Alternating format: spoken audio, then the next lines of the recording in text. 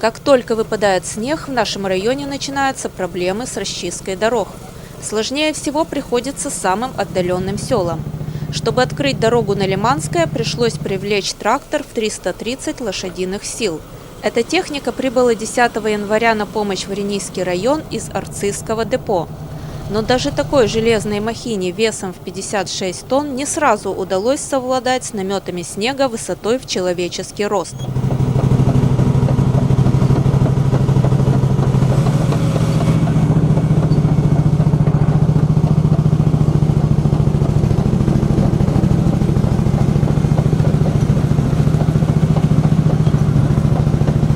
Тяжелая техника, которая работает в настоящее время на территории нашего района, будет чистить дороги на села и 11 января.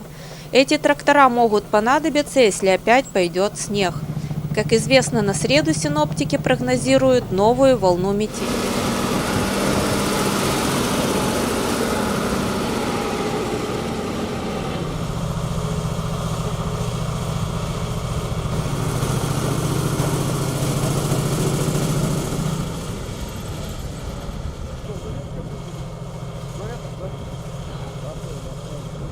Покормим, поселим. Школа, можно. Да не школа, к тете Лене поселим их прихожан-то в церковь. Ну Уже договорились. да, там можно, чтобы людей не оставить, конечно. Просто они хотели как бы сполоснуться.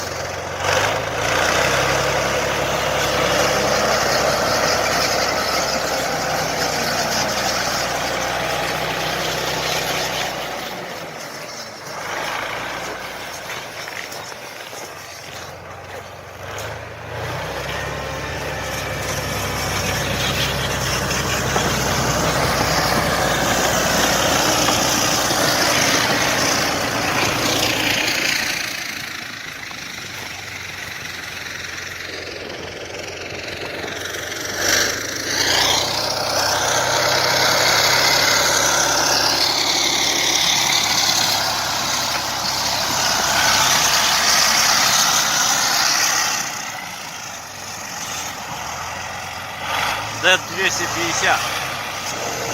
Мощь.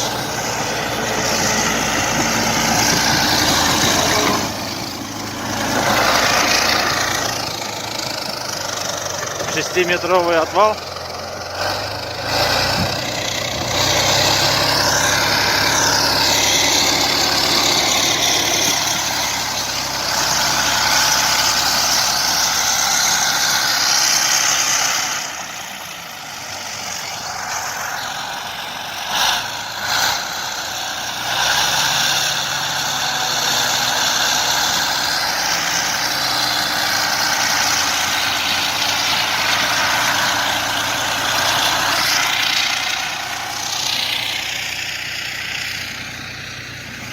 Раскидает вал.